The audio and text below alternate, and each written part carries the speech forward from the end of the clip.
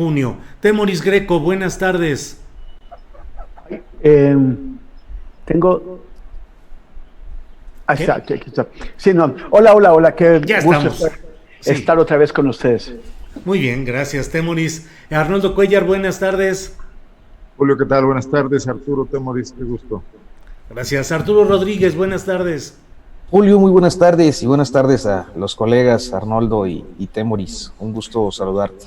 Gracias, Arturo. Temoris Greco, ¿cuál es tu primera reflexión? ¿Cuál es la reflexión que compartes con esta audiencia respecto a las elecciones que ya sucedieron? Ya nos pasamos semanas y semanas hablando de las muy mentadas elecciones, ya se realizaron. ¿Qué lectura tienes en lo inmediato de lo que sucedió? Pues mira, están interesantísimos, ¿no? Los resultados, porque realmente te dan un montón de lecturas, muestran mucho de lo diverso que es México. Hay sorpresas en varios lados, otros resultados que se esperaban se confirmaron. Creo que sí tenemos una ciudadanía que a trompicones y con saltos y con disparos y hasta cabezas en cajas está aprendiendo a elegir y a tomar decisiones. O sea, no se puede. Hubo muchos lugares, muchas ciudades que cambiaron de mano, muchos municipios, gente que en una elección vota por un partido, por un candidato, después decide negarle el refrendo o al revés, otorgárselo. Pero digamos, o sea, por ejemplo, nos sorprendió muchísimo lo que ocurrió en Ciudad de México. A mí me parece que hasta en la oposición están sorprendidos.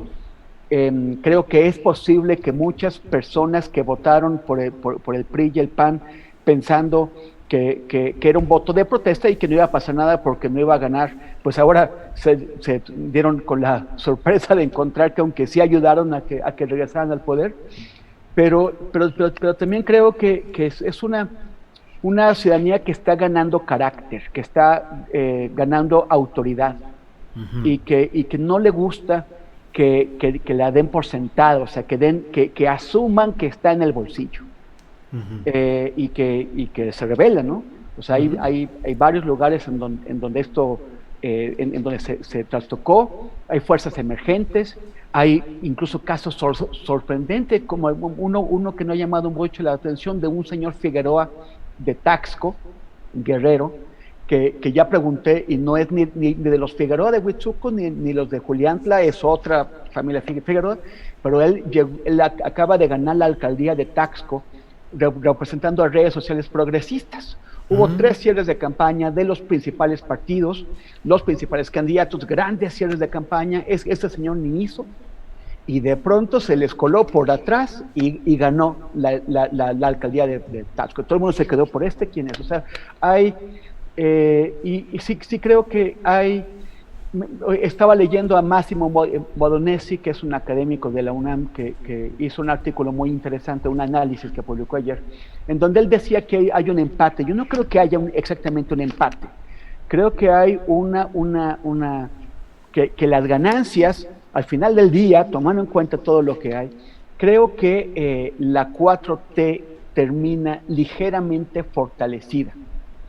En comparación, hubo pérdidas, hay una pérdida importante en el DF, pero digo en Ciudad de México, pero probablemente logrará, gracias a su ventaja en distritos electorales de mayoría, posiblemente logrará retener el control del Congreso local, lo cual le permitirá a Claudia Sheinbaum gobernar sin un bloqueo sistemático, que es una forma un poquito de salvar los aparejos. Creo que el control territorial que ha ganado Morena es muy importante para el proyecto del presidente, y al mismo tiempo creo que el esfuerzo, o sea, sí hubo un mensaje de una parte importante de la ciudadanía de moderar algunos de los avances o de los aspectos más polémicos de los proyectos presidenciales. Entonces, creo que el saldo es positivo. O sea, creo que si fuera béisbol, creo que quedaron como 9 carreras a 8 en un partido muy competido que se resolvió realmente en el último inning. Uh-huh. Pero sí está muy interesante, y yo creo que más adelante podremos hablar de lo que se viene, de los escenarios que se avecinan. Muy bien, gracias, Temoris. Arturo, antes de preguntarte, ¿cómo ves? Porque la verdad es que estos resultados electorales pueden verse desde distintos miradores, con diferentes perspectivas y con diferentes enfoques, y lo que para algunos es un triunfo, para otros es una derrota, para algunos es un avance, para otros un estancamiento. Antes de ir a eso, nada más déjame comunicarle al público y a quienes nos escuchan, pues que ya otra vez nos desmonetizó YouTube, no sabemos a qué se deba, pero acaba de salir el mensaje de que YouTube ha detectado que el contenido no es adecuado para la mayoría de los anunciantes. Ya nos estamos acostumbrando, vamos a titular este programa, en lugar de Astillero Informa, le vamos a poner Los Desmonetizados o algo por el estilo. Pero bueno, son estos detalles que tenemos que ir salvando. No vayan a responsabilizar a Temoris, ¿eh? Sí, Temoris, tú fuiste. No, hombre, no. No, lo que pasa es que hay temas que el YouTube, por ejemplo, acabamos de hablar del asunto de los mineros sepultados en Coahuila, y seguramente esos son los temas que no caminan ahí, lo sabemos, pero tenemos la decisión en el equipo de que no podemos silenciar temas periodísticos que creemos que es necesario justamente dar a conocer, y ni modo, preferimos totalmente dar a conocer estos temas que silenciarnos o autocensurarnos, pero eso es aparte. Lo importante, Arturo, ¿cómo ves este tema? La izquierda avanzó, porque luego le voy a preguntar a Arnoldo si cree que la derecha avanzó o no, pero tú en particular, Arturo, ¿crees que avanzó la izquierda? ¿Cómo ves los resultados? Pues yo creo que sí, o sea, no sé si en términos de izquierda, lo que creo personalmente es que Morena como partido tuvo un avance no marginal, un avance muy importante, y creo que una de las cosas que luego dominaban el debate público era la disputa por la Cámara de Diputados, y claro, tiene un sentido porque era, digamos que prioritario para el presidente López Obrador, en virtud de que pues de la Cámara depende el cierre de su sexenio y naturalmente la consolidación de algunos planteamientos que tiene pendientes en esto que ha dado en llamar la Cuarta Transformación. Pero me parece que las elecciones no pueden verse exclusivamente con la perspectiva presidencial o de sus opositores, y que a nivel social a veces puede resultar mucho más relevante el contacto con los espacios más próximos de la administración pública, que tienen entre sus responsabilidades resolver las demandas y las problemáticas más inmediatas, como lo son los ayuntamientos y las gubernaturas. Y en ese sentido, y también políticamente de cara al 2024, me parece que es un avance importantísimo que coloca a Morena ya con la mitad de las gubernaturas del país. Estamos hablando de un triunfo pues muy importante, que además presagia también lo que podría pasar el próximo año con las gubernaturas que faltan, es decir, un esquema que creo que para muchos es o suena muy ruidoso, pero es casi hegemónico. Esa me parece una cuestión de fondo y una cuestión muy importante por el control territorial, o sea, que domine la mitad de los estados de la República y la presidencia de la República, y tenga mayoría en el Senado y tenga pues una mayoría en la Cámara de Diputados, es fundamental. Ahora bien, hay algunos aspectos que ya en el análisis pormenorizado nos orientan a pensar que pudieran cambiar algunas condiciones de lo que hemos visto en los primeros 3 años hasta el momento. En particular, me referiría a la dificultad que tendría en este momento el gobierno del presidente para alcanzar una mayoría calificada en el contexto de una nueva legislatura. Ayer me llamó mucho la atención que los medios de comunicación, algunos de los grandotes, cabeceaban diciendo pierde la mayoría calificada, pero no la tenía. Lo que tenía era que le faltaba un voto para la mayoría calificada. Tenía 332 legisladores, pensando en Morena, PT, Partido Verde y PES. Le faltaba uno. Hoy me parece que se coloca más lejos de esa mayoría calificada, alrededor de 30, 32, 34 aproximadamente. Vamos a ver cómo quedan los números finales, pero eso le obliga a tener que negociar, que es algo que no había tenido necesidad de hacer, porque era muy fácil jalarse a un diputado ahí del PRI y alcanzar la mayoría calificada. Hoy necesita pues prácticamente una de las bancadas minoritarias en el caso de que el Partido Verde jale parejo los próximos 3 años. Entonces, eso me parece que es algo relevante en términos de lo que puede venir. O sea, un presidente que hasta ahora no ha necesitado y no le gusta tampoco el consenso con las oposiciones, por lo que él mismo ha expuesto. Entonces, quizás estaremos viendo ciertos cambios en la conducción. Hoy de alguna manera aceptó que podría trabar pues algunas negociaciones, por ejemplo, con la bancada del PRI, y lo que sí tiene de manera holgada pues es la mayoría absoluta, que le permite hacer reformas que no implican cambiar el marco constitucional, que le permiten autorizar el presupuesto, y yo creo que eso pues deja una sensación de que quedaron un poco tablas. Ahora, lo último que diré, Julio, porque ya a lo mejor me extendí, es que la coalición opositora PRI-PAN-PRD pues no tuvo los números que esperaba tener, y evidentemente con todo y el triunfalismo creo que para ellos sí podríamos hablar pues de un fracaso por ahora.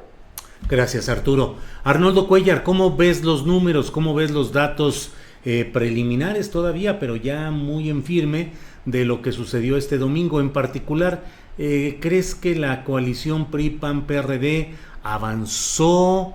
No consiguió lo suficiente? En fin, ¿cómo ves ese comportamiento, Arnoldo? Bueno, si nos salimos del esquema de ser partidarios de una u otra opción, que es lo que tiene polarizado los puntos de vista y este debate, y me refiero incluido los medios de comunicación, que por cierto, dice Arturo, los grandotes, que yo digo que cada vez son más chiquitos, porque lo demostraron ahora fehacientemente, teniendo un nulo impacto en la cuestión electoral, pese a que López Obrador cree lo contrario, y no lo considero de ninguna manera que sea así. Yo creo que vamos a reivindicar lo que aquí dijimos y coincidimos, creo que todos, de que la polarización y la contienda iba a continuar, que la elección era un mero accidente temporal y que iba a continuar esta gran batalla. Y lo vimos hoy con López Obrador explicando los resultados y con la conferencia de prensa de estos 3 alegres compadres que salieron con una cara tristísima a anunciar que habían tenido una gran victoria, ¿no? Los dirigentes de PRI, PAN y PRD. Yo creo que el país está perdiendo, porque no vemos ninguna autocrítica de ninguna de las partes para reconocer sus respectivos fracasos, que todos los tuvieron. Yo particularmente insisto más en el fracaso de la alianza, porque nunca se había conjuntado un ejército de esa magnitud, Julio, uniendo a 3 partidos políticos, a muchos sectores adinerados, empresariales, a prácticamente la totalidad de los medios de comunicación formales, institucionales, que estuvieron dándole hasta con la cubeta y dándoles buenos espacios a ellos, al gobierno de la 4T, y el resultado es raquítico. Si nos vamos a la perspectiva, el triunfo de aire que quieren ver en el caso de la Ciudad de México se va a convertir en nada cuando pierdan los gobiernos de los estados, en cuanto empiecen a ocurrir las transiciones y la base territorial de Morena se afiance. Hay que ver el mapa nada más. O sea, ese México marcado de rojo que le permitió a un gobernador como Enrique Peña Nieto construir una candidatura presidencial ya se acabó.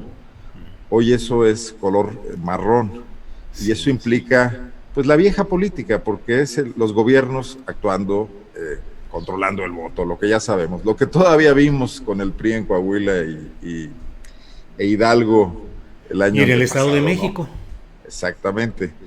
Entonces, pues deben estar adentro el crujir y el rechinar de dientes adentro de los partidos políticos debe ser un ruido insoportable.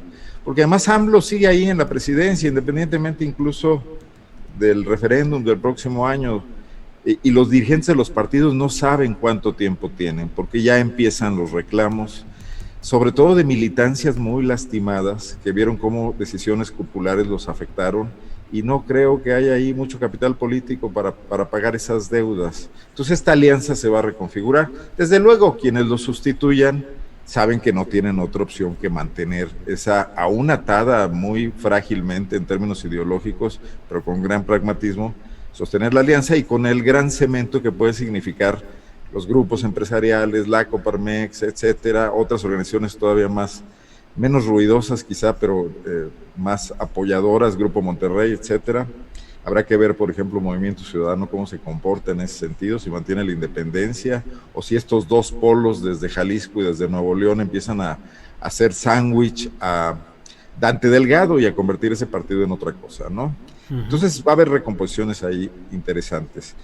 Yo sí lamento que ante la presencia ciudadana que resolvió en las urnas diferendos políticos importantes, los partidos no tengan ninguna capacidad de reconocer todo lo que han hecho mal. Y empezando por López Obrador y su partido, ¿no? Desde el centro del país y haciendo chilangocentrismo al revés y esperando que me lo permitan y no cometer una barbaridad. Para mí la derrota en esa parte de la Ciudad de México que sufrió López Obrador tiene mucho que ver, no con la línea 12, no con las campañas ni nada, tiene que ver con su distanciamiento con un sector de la población progresista que quería un gobierno de izquierda que avanzara más socialmente, sus pleitos con las feministas y no con los grupos que se mueven, sino con la concepción del feminismo. Salgado Macedonio probablemente triunfó en Guerrero, pero derrotó a López Obrador en los municipios del Distrito Federal, de la Ciudad de México, perdón. Creo que ahí es donde está la sensibilidad. Y veo que López Obrador comete el error de despreciar mucho ese gesto de una ciudadanía muy, muy informada y progresista al hacerlos víctimas del noticiero de López Dóriga o de Ciro Gómez Leiva y creer que eso orientó su voto. Por favor, no. Debería ahí haber un entendimiento. También, así como reivindico que le atinamos al hecho de que las campañas van a seguir, claramente fracasé yo en mi expectativa de que el presidente rectificara un poco, recompusiera un poco y entendiera el mensaje de las urnas. Creo que no va a ocurrir. Y entonces seguiremos en esta confrontación, ¿no? Gracias, Arnoldo. Temoris, me resulta muy interesante para el análisis lo que acaba de plantear Arnoldo Cuellar. ¿Qué tanto lo de el voto de castigo en la Ciudad de México a Morena proviene precisamente de esos sectores progresistas cuyas causas sustanciales se han visto afectados por declaraciones, por restricciones presupuestales, por recortes de parte del gobierno de la llamada Cuarta Transformación? ¿Qué habrá más de fondo en este voto de castigo en la Ciudad de México, Temoris? Yo creo que tiene mucho que ver el dar que la gente se da cuenta, o esos sectores se dan cuenta de que Andrés Manuel generó una gran coalición para poder enfrentar a la derecha en general. Tuvo que generar un frente amplio, un frente amplio que incorporaba un montón de agendas, y él hizo promesas para cada una de esas agendas, pero ya a la hora del ejercicio de gobierno no ha tenido ningún empacho en tirar muchas de las agendas que él había adoptado y que le apoyaron, ¿no? Gente, por ejemplo, la agenda de las mujeres. Andrés Manuel cree que con repartir poder, que con una legislatura paritaria, que con cargos en el gabinete, las mujeres ya van a estar contentas, y no entiende el grito de las mujeres en las calles. Las mujeres lo apoyaron los ambientalistas, lo apoyaron los indígenas, y ha dejado caer agendas de los indígenas y de los ambientalistas y de los grupos defensores de los derechos humanos. Estas organizaciones civiles a las que ahora ataca con toda alevosía, sin ningún prurito, son las organizaciones civiles que demolieron al régimen del PRI y el PAN, visibilizando la consecuencia del neoliberalismo en feminicidios, en desapariciones, en asesinatos de líderes sociales, de líderes comunitarios, indígenas, en asesinatos de periodistas. Ahora los está atacando, y los está atacando como si no supiera quiénes son, como si en verdad creyera que son monstruos creados por el imperialismo en su contra, cuando en realidad lo que hicieron muchos de estos grupos fue lo que digo, ir a demoler eso, el sector de la cultura.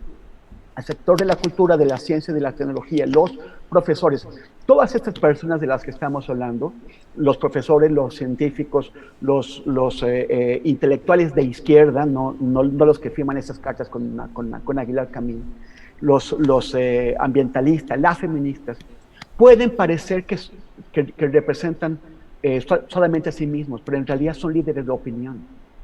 Y esos líderes de opinión han estado manifestando su indignación de diversas formas, no siempre llamando a votar contra Morena. Pero entonces yo veo aquí que este sector se dividió en tres ahora. Los que, a pesar de todo, quisieron seguir apoyando el proyecto de la 4T, a pesar de todo, porque saben que la alternativa es el PRI y el PAN. Los que pensaron que un voto con el PRI, para el PRI y el PAN, iba a ser un llamado de atención a Morena que ojalá pudiera ser escuchado. Y los que no se atrevieron a tanto, o sea, dijeron, ni voy a seguir votando por Morena, ni voy a votar por el PRI y por el PAN, porque eso es una sandez, pero se desmovilizaron. Si tú ves los porcentajes de voto en Benito Juárez, que es panista, tuvieron una gran movilización, pero otros sectores, otras delegaciones, mucha gente no fue a votar, porque se desanimó, porque no iba a votar por el PRI y por el PAN, pero tampoco por Morena. Entonces, ahí idealmente, pues esperaríamos que Morena y que el presidente y otros sectores del gobierno pudieran entender este mensaje. Pero el presidente lo primero que fue es decir que son tontos, que se dejan guiar por lo que le dice la guerra sucia y por lo que dice el Universal y por lo que dice Aguilar Camín. Y eso no es cierto. Entonces, yo sé que adentro de Morena sí hay sectores que han sabido incorporar esa izquierda progresista, que es distinta, como ha mencionado Carlos Illares, a la izquierda nacionalista que representa López Obrador. Esa izquierda progresista, Ebrard la supo incorporar en su gobierno en la Ciudad de México. Claudia Sheinbaum la entiende bien, pero en el sector dominante en Morena no están queriendo entender qué pasó. Y mientras Monreal y Delgado claman victoria, pues en realidad estamos viendo las consecuencias de errores y de darle la espalda y de este abandono de esas agendas, que son muy importantes. Gracias, Temoris. Arturo Rodríguez, me parece que estamos centrando, lo cual es muy natural porque son las cifras, es el reparto del poder, nos estamos centrando mucho en lo cuantitativo, tal porcentaje, tal número, tantos diputados, tantas presidencias municipales. A partir de ese análisis, pues podemos deducir si una corriente ganó más, ganó menos, pero me parece que con el curso de los meses próximos y los años vamos a ver si también hubo un avance en lo cualitativo, es decir, me parece que Morena también recurrió al reciclaje de personajes impresentables y que va a tener en diputaciones locales, federales, presidencias municipales, gubernaturas, personajes que van a reproducir viejos vicios de la política, de tal manera que la cosecha cuantitativa no va a ser lo mismo que la cosecha cualitativa. Y no se diga en el flanco del PAN y el PRI, el PAN reciclando y dándole fuerza nuevamente a estos grupos de la mafia inmobiliaria en la Ciudad de México, otros personajes, el PRI pues desaparecido virtualmente, pero manteniendo algunos espacios como Coahuila, alguna parte de la Ciudad de México, en fin. En el análisis cualitativo, ¿cómo ves las cosas, Arturo? Bueno, yo creo que si algo caracteriza este periodo de nuestra historia política es la profunda descomposición de sus liderazgos y de sus principales cuadros. que suelen colocarse en las administraciones públicas o puestos de elección popular, y que en este caso, a propósito de la elección, creo que has descrito con mucha precisión lo que sucede. O sea, Morena, por su misma naturaleza, ha incorporado a una cantidad exorbitante de impresentables que vienen de formaciones políticas como el PRI, el PAN, el PRD, y que son emancipados por el manto protector de la autonombrada 4T. Del otro lado, pues están los que se quedan, o sea, también los impresentables, pero que se quedan en las siglas anteriores. Esto creo que ha tendido a una lógica pragmática por la necesidad del propio proyecto presidencial de conseguir algunos espacios y consolidar su fuerza. Pero creo que es un momento en el que desafortunadamente, y en concreto en el caso de Mario Delgado, habrá de enfrentar, como ya lo está haciendo, una serie de reclamos de la militancia precisamente por esos reciclajes, muchos de los cuales llegaron, por cierto, a través del Partido Verde, ¿no? O sea, la postulación en el caso de las cámaras, la integración al grupo parlamentario será en el Partido Verde. Entonces, creo que hay una precariedad en las clases políticas. Yo sé que hay mucha gente que tiene una confianza profunda en el presidente López Obrador, pero me parece que esa confianza profunda no debe de tornarse en lo que ha sido hasta muchos momentos, yo creo que mayoritariamente de lo que va del sexenio, una posición de respaldo acrítico, porque dentro de los gabinetes y de los gobiernos que se están integrando, efectivamente vemos, pues ahora sí que retomando un lugar común del discurso político, a emisarios del pasado, posicionándose y adquiriendo cargos de relevancia y de decisión, en los que naturalmente habremos de ver, aunque no se quiera y aunque quiera uno creer y desear, porque además es creo que lo más deseable y parte de lo que explica mucho de los fenómenos políticos de estos tiempos, que es erradicar la corrupción, pues estaremos viendo episodios auténticamente penosos en muy poco tiempo, pues porque es la naturaleza de muchos de los que están llegando al poder, sea por las siglas de Morena o no, como sería el caso de tu tierra adoptiva, San Luis Potosí, Julio. Uh-huh. Gracias, Arturo. Arnoldo Cuellar, bien o mal, los resultados electorales pudieron haber cambiado el elenco de candidaturas o precandidaturas presidenciales extraoficiales rumbo a 2024. En Morena siguen los mismos, más o menos. En el otro flanco, pues yo no sé si la llegada de Margarita Zavala a una diputación de mayoría por primera vez en su vida, porque siempre había llegado por la vía plurinominal, la vaya a potenciar. Pero en fin, ¿qué opinas de las figuras de estos precandidatos presidenciales no confesos, extraoficiales? Monreal, Marcelo Ebrard y Claudia Sheinbaum por un lado, y por otro lado si ves algún crecimiento de alguna figura en el lado opuesto al obradorismo. Arnoldo. Vaya pregunta, Julio. Tú sí nos pones la bola de cristal aquí por delante. Bueno, yo creo que del lado del obradorismo, Claudia Sheinbaum está en este momento tocada y tiene que, desde luego, para un político que le guste la política, sería el gran reto. Sería ver cómo recompone esa situación, cómo sale de ella y muestra habilidades y muestra que no es nada más la discípula más querida de AMLO. Desde luego tengo mis serias desconfianzas de que pueda lograrlo porque no la veo con una autonomía. Creo que depende mucho de lo que está planteando el inquilino del Palacio Nacional y que le descompone muchas cosas.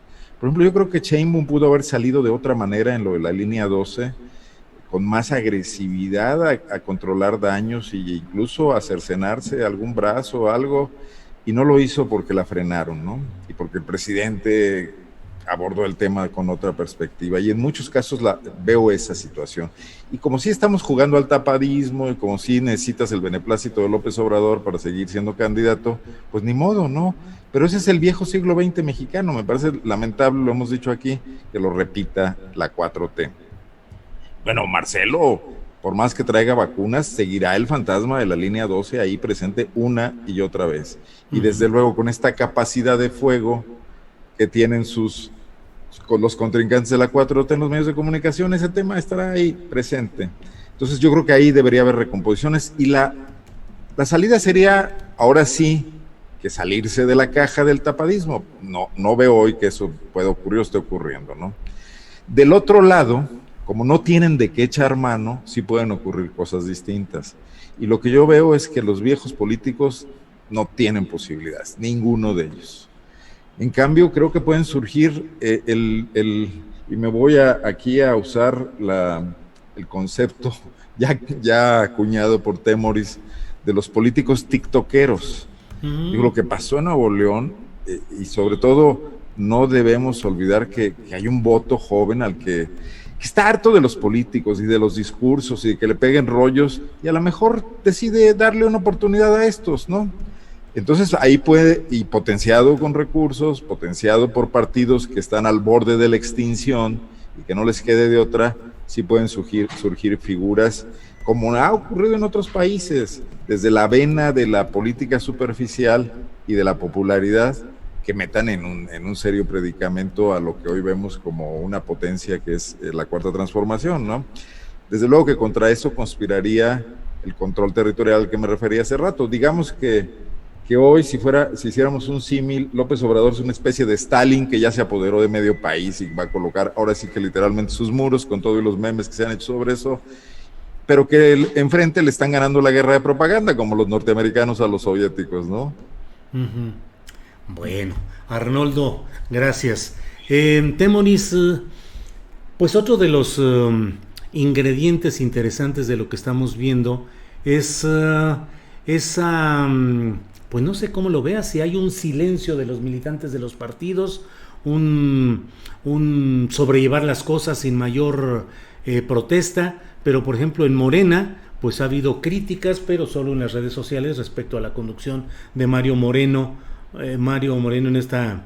¿De Mario Delgado Cantinflas? Sí, Mario Moreno Cantinflas. Mario Delgado en Morena en esta elección. Alejandro Moreno, que se queda sin Campeche, donde pretendía que su sobrino Cristian Castro Bello fuera el sucesor, y donde además el PRI queda virtualmente desaparecido del escenario funcional de la política mexicana en términos generales.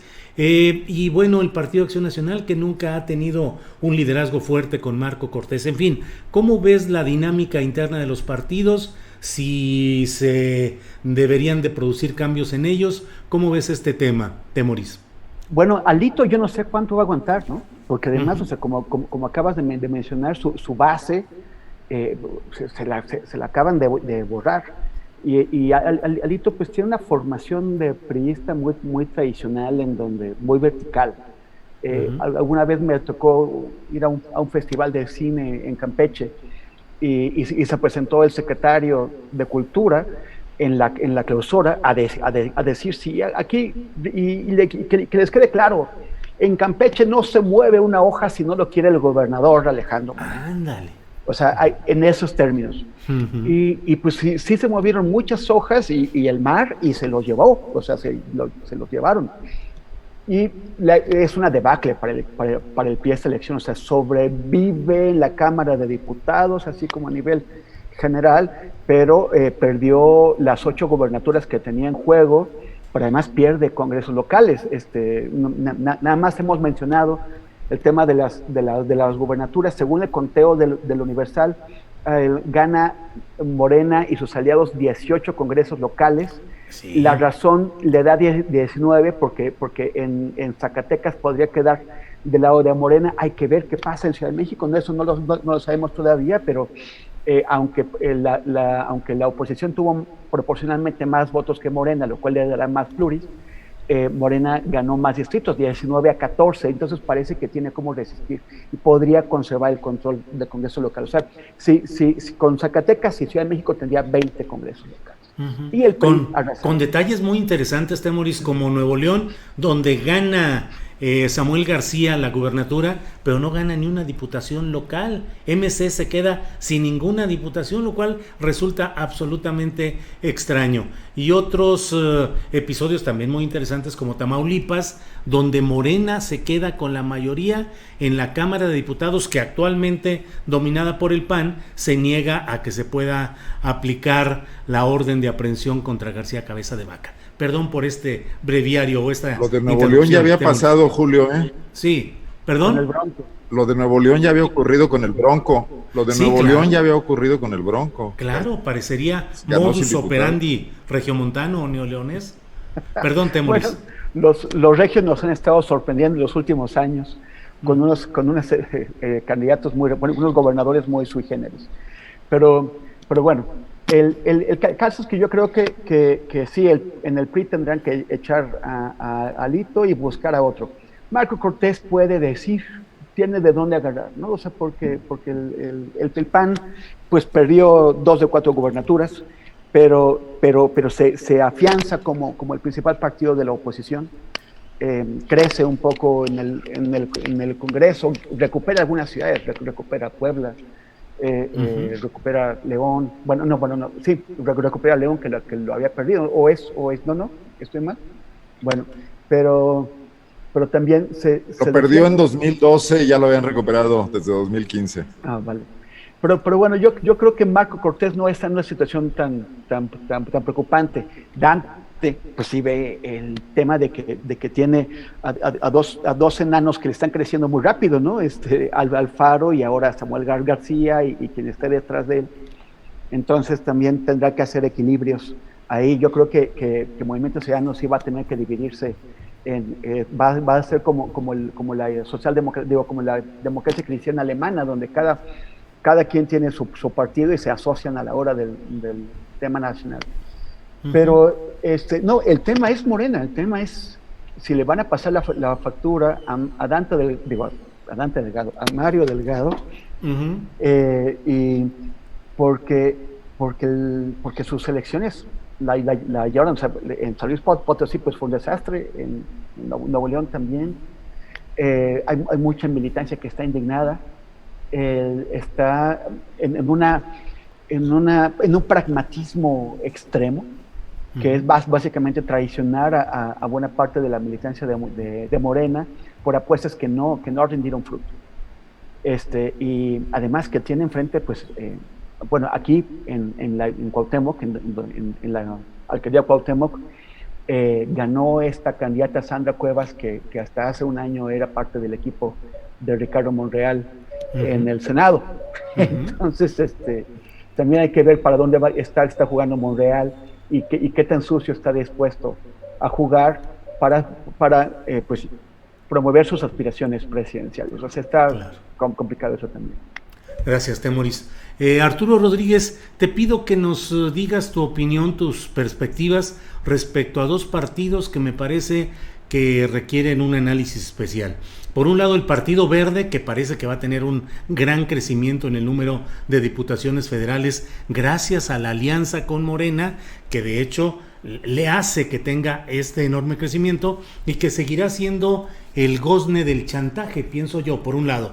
Y por otro, el Partido de Movimiento Ciudadano, que bien o mal mantuvo el control en Jalisco, al menos en los municipios más importantes, y ahora tiene Nuevo León. ¿Cómo ves estos 2 transcursos o trayectorias de estos partidos, el Verde y Movimiento Ciudadano, Arturo?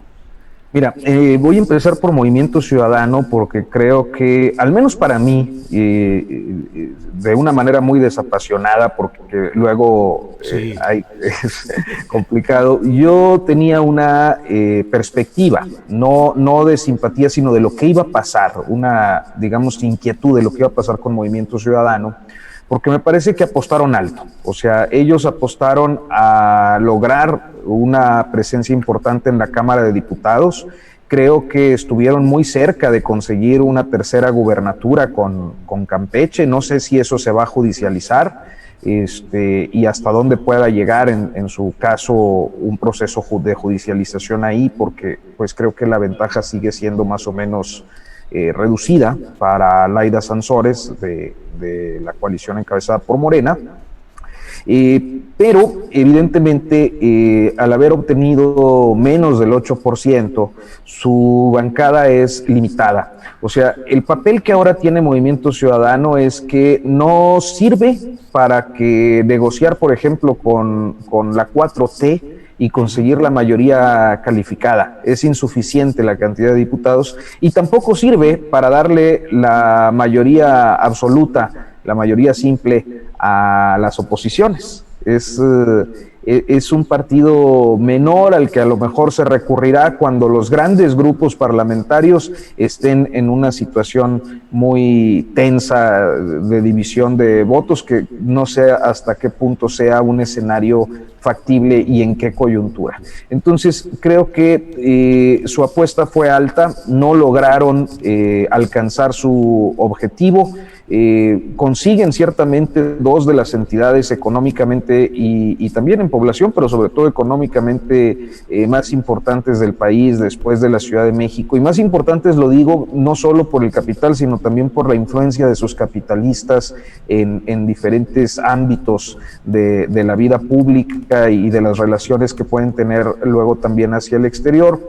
Creo que en el caso de Nuevo León es difícil a veces comprender desde fuera del mismo estado cuáles son los resortes que motivan a una sociedad a tomar una decisión que pareciera ligera, pero que quizás atiende también a la calidad. Tú hablabas de la calidad al inicio del espacio, de la calidad de las clases políticas, y creo que es todo un tema. O sea, quiénes se presentaron y cómo se presentaron. Pues el que estaba relacionado con los casineros, el que venía de un sexenio pues identificado tremendamente con la corrupción y además impune, la que venía de esa misma lógica partidista histórica. Ahora que viene lo de los 50 años del halconazo, me estaba acordando pues que en los años 70, por ejemplo, el movimiento universitario allá en Nuevo León tenía su contraparte en el porrismo, un porrismo que era encabezado por un personaje que se volvió luego muy importante en la clase política priista,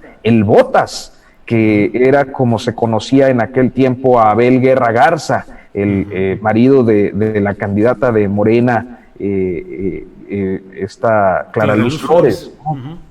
Entonces, ante las expectativas, pues dicen, bueno, este puede estar menso, pero tiene menos cola. No sé, los fenómenos locales, el caso de Guanajuato me llama mucho la atención, fenómenos de violencia, situaciones evidentemente de corruptelas que han sido encubiertas y pintado de azul como conservando el bastión. Entonces, bueno, creo que el caso de Movimiento Ciudadano hay que verlo así. Tienen un avance por la gubernatura de Nuevo León, pero se ven frustrados sus intentos de convertirse en la bisagra. Y en el caso del Verde, creo que hay una relación que no se puede ya a estas alturas disociar del grupo de Marcelo Ebrard desde un principio. Yo por ahí he visto algunas referencias sobre la forma en la que Marcelo Ebrard operó muy al inicio, yo creo que todavía siendo priista, la construcción de ese partido político junto con Manuel Camacho desde las sombras. Y bueno, pues el hecho de que un emisario de Marcelo Ebrard, Mario Delgado, se haya empecinado en el posicionamiento del Verde, inclusive sacrificando de última hora y fuera de acuerdo las candidaturas que ya tenía el PT por ahí de finales de marzo, en una decisión que además molestó mucho a la cúpula petista, creo que pues se explica en eso. En la construcción de los proyectos presidenciales. Ciertamente el Verde ahora tiene una presencia importante, hay una facción muy relacionada con el presidente López Obrador, encabezada por Manuel Velasco, que pues han tenido una, digamos, amistad desde el abuelo, el señor Fernando Cuello, que recientemente falleció desde hace muchísimos años. Hay otras facciones como esta del yerno de Manlio Fabio, cuyo hermano está en Latinus, que se me va el nombre ahorita.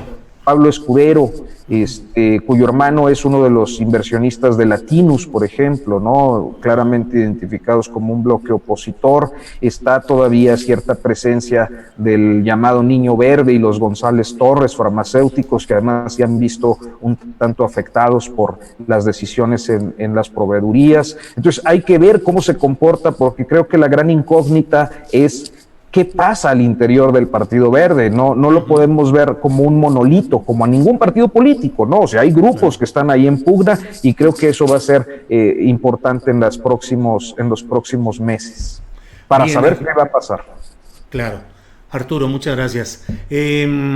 Arnoldo, te voy a pedir tu opinión sobre este tema de Luis Videgaray, que hoy la Secretaría de la Función Pública ha anunciado que se le impone una sanción al señor Luis B. Ya sabes que así lo manejan en los comunicados, pero es Luis Videgaray.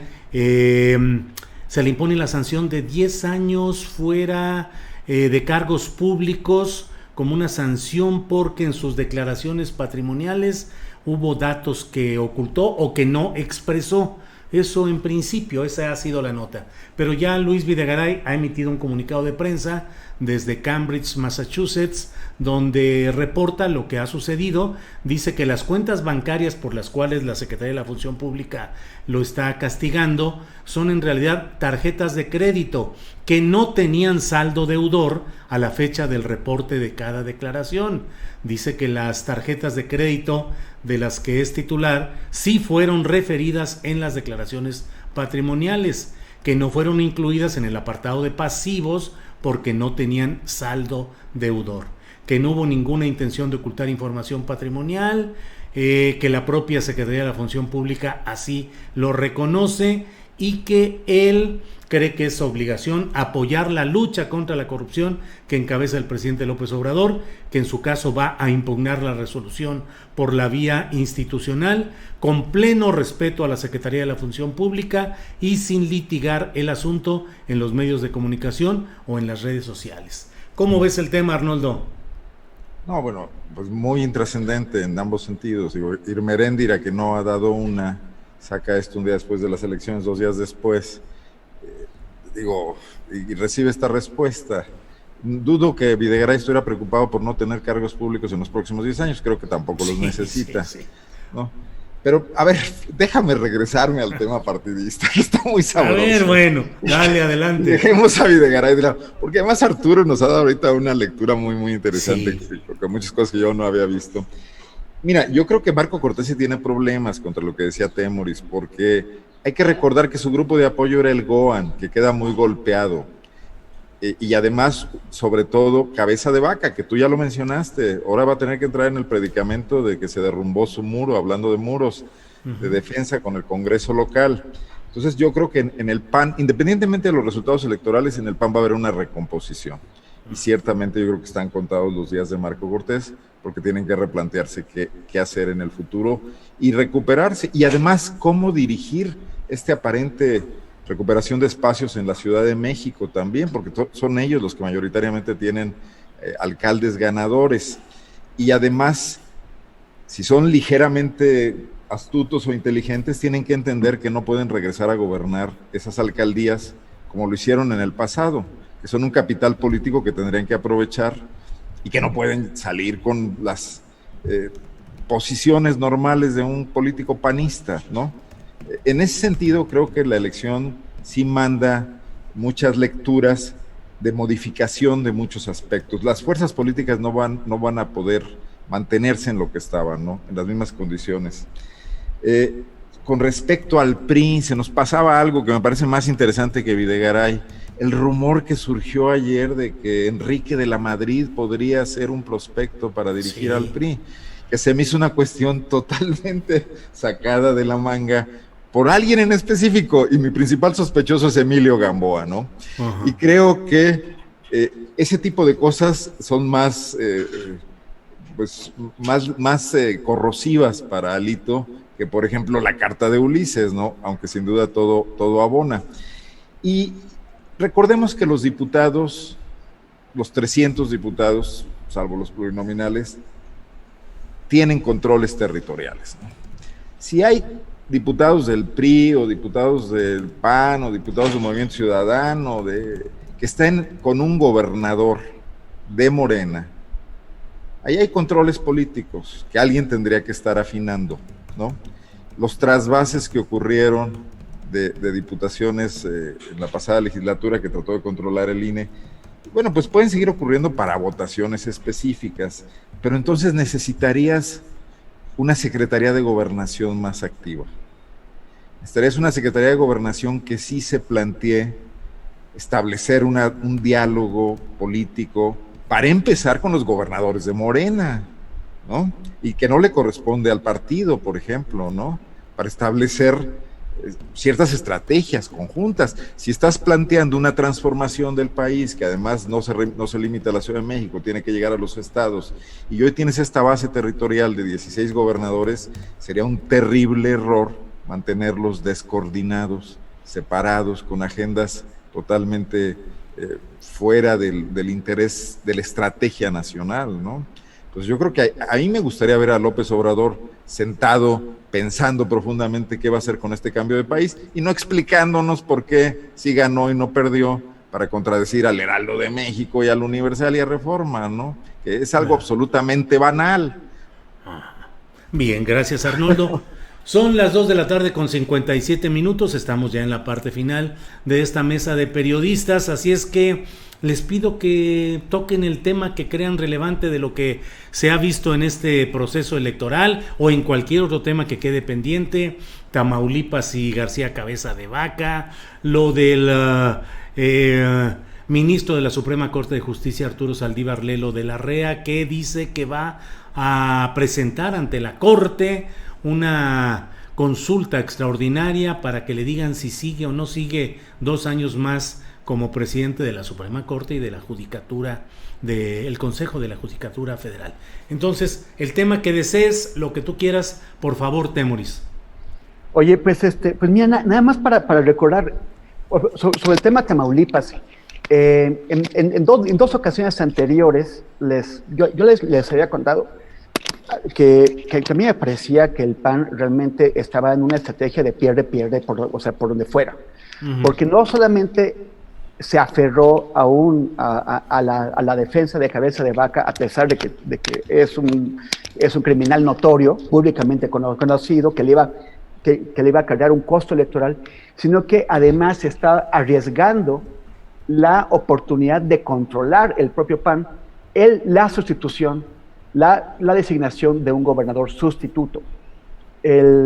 Si al principio, cuando se le echaron, o sea, cuando se decretó el desafuero de Cabeza de Vaca, el Congreso del Estado de Tamaulipas, en lugar de rechazar el desafuero y hacer todas esas operaciones, lo hubiera aceptado, que obviamente eso no le hubiera gustado Cabeza de Vaca, pero hubiera tenido toda la oportunidad, todo el margen para designar el sustituto.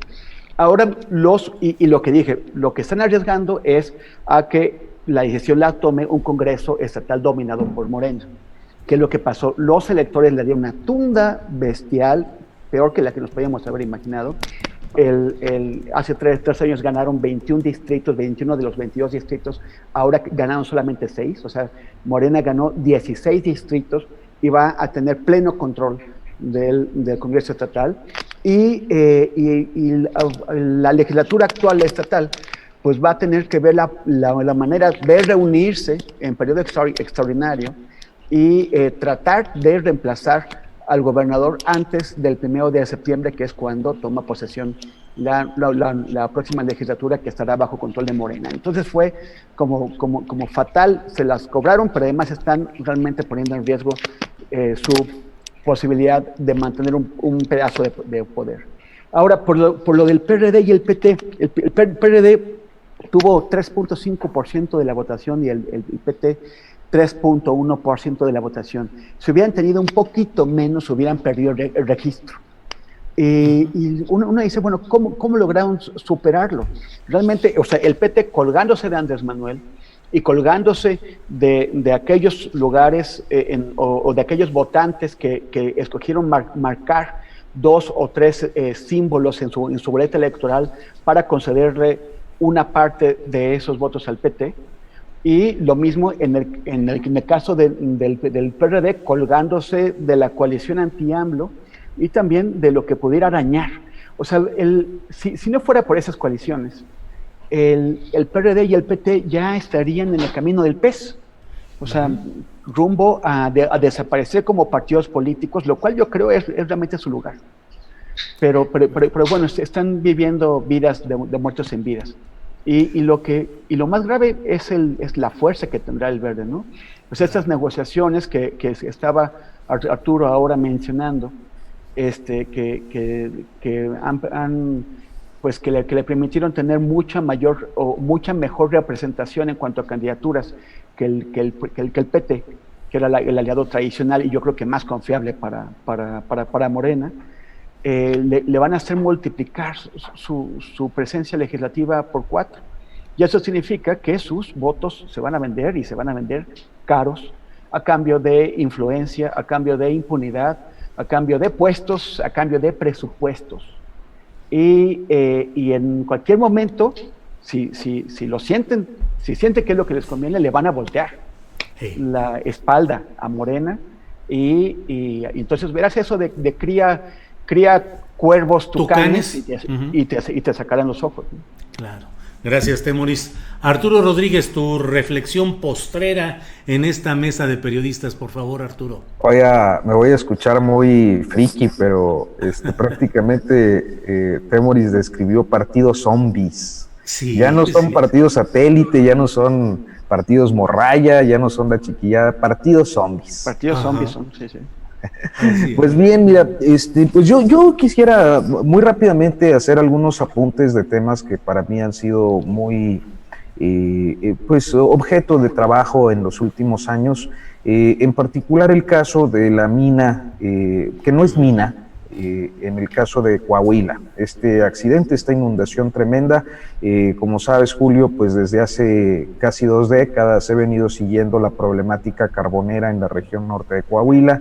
Es una situación continua y generalizada de explotación laboral donde impera un modelo extractivista letal y que me parece hay una serie de responsabilidades federales que no han sido suficientemente aquilatadas. Una de estas es la del propio director de la Comisión Federal de Electricidad, Manuel Bartlett Díaz, por haber contratado de manera irresponsable a explotaciones de carbón sin verificar cuáles eran las condiciones en las que estaban extrayendo. Ahora dicen que no lo tienen contratado, pero nosotros desde octubre, en un reportaje que dimos a conocer en Proceso bajo mi firma, dimos a conocer precisamente el caso de esa empresa y de esa explotación. El video es muy claro en YouTube, lo reprodujimos el viernes precisamente a propósito pues que se estaban dando a conocer los hechos,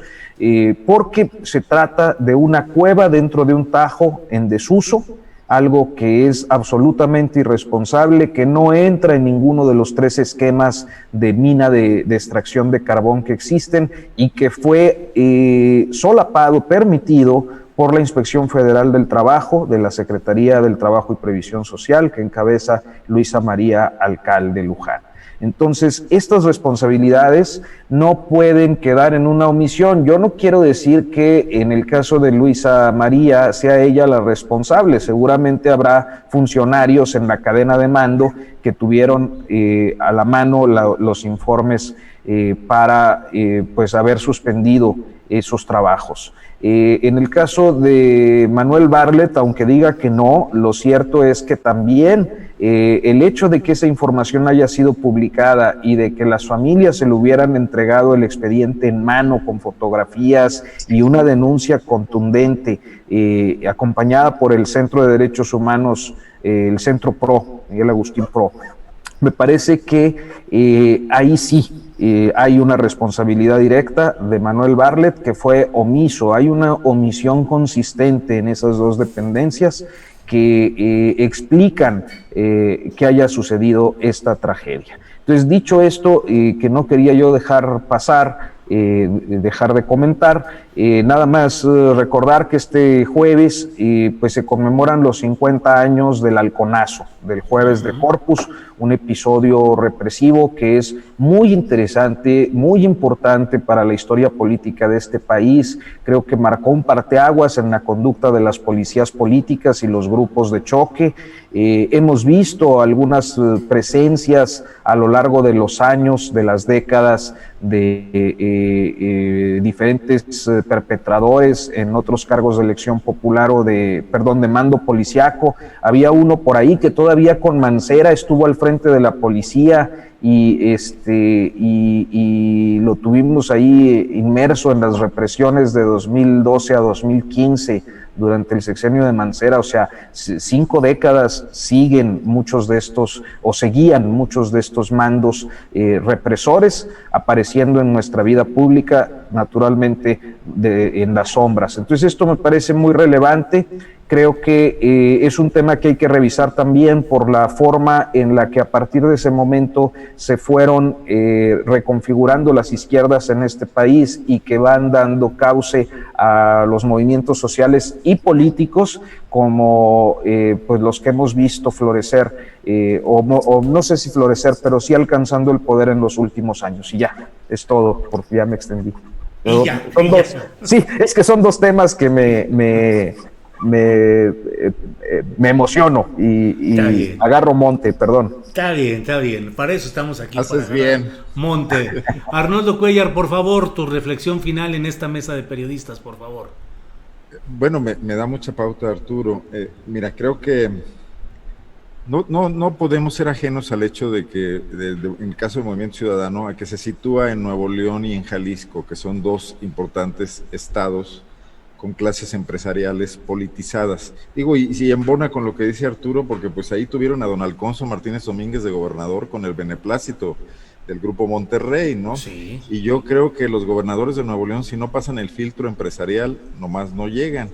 Y incluso en esta elección, siento que Adrián de la Garza estuvo a punto de conseguir ese beneplácito, luego por alguna razón lo perdió y se fue hacia este joven Samuel, pero más bien por una negociación quizás cupular.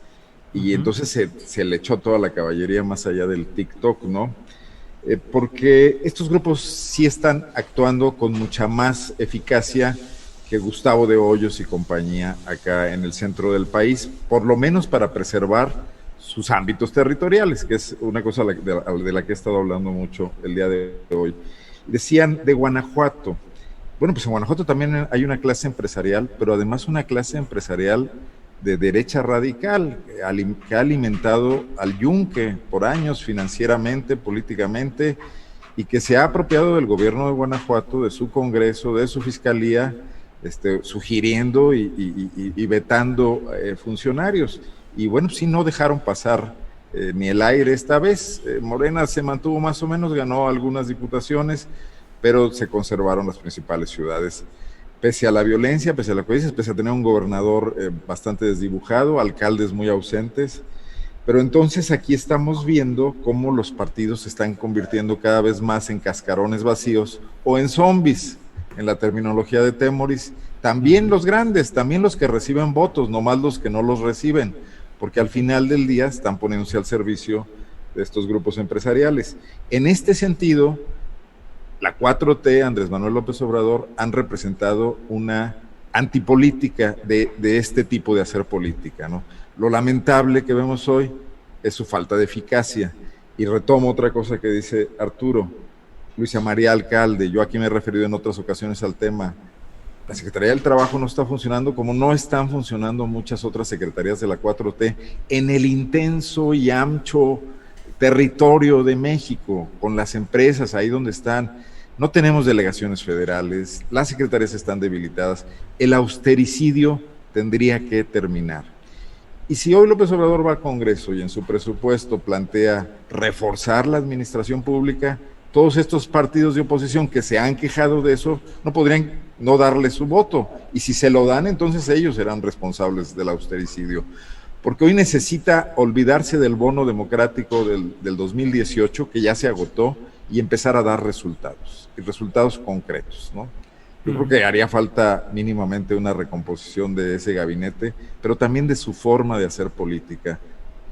Tendríamos que empezar a ver menos centralismo en su persona y más figuras que empiecen a manejarse con otras dinámicas, incluso para construir alternantes ante la sucesión presidencial y no nada más los que ya están identificados y que son blanco de todos los ataques. Bien, Arnoldo Cuéllar, muchas gracias. Son las 3 de la tarde con 11 minutos y terminamos felizmente es decir, en medio de felicidad, esta mesa de periodistas. Temoris Greco, muchas gracias por la participación de este día. Buenas tardes. En medio de la felicidad de los panistas de la Ciudad de México, que todavía no se la creen, ¿eh? Sí, pero, sí, no saben en la que se metieron, ¿eh? Eso sí.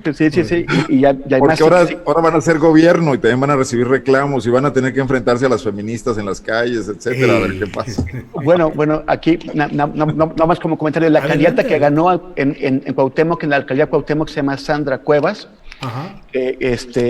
Sandra Cuevas propone una especie de marchódromo, o sea, dice que las marchas de las feministas, que va a hacerles un circuito de marchas donde puedan pasar por la ciudad judicial y pueden pasar por la Asamblea Legislativa, pero todo así como para que, o sea, todo que no más que no hagan graffiti y que no rompan cosas. Es así como que sí, tendría que pasar por la casa de Andrés Ruemer, si no claro, vale, ¿eh? Eso es fundamental, es así. Pero así, desahóguense, pero no me causen molestias. O sea, esa es su gran propuesta. Pero bueno, ya lo veremos. Gracias, un saludo, abrazo. Gracias, Temoris. Arnoldo Cuéllar, muchas gracias y buenas tardes.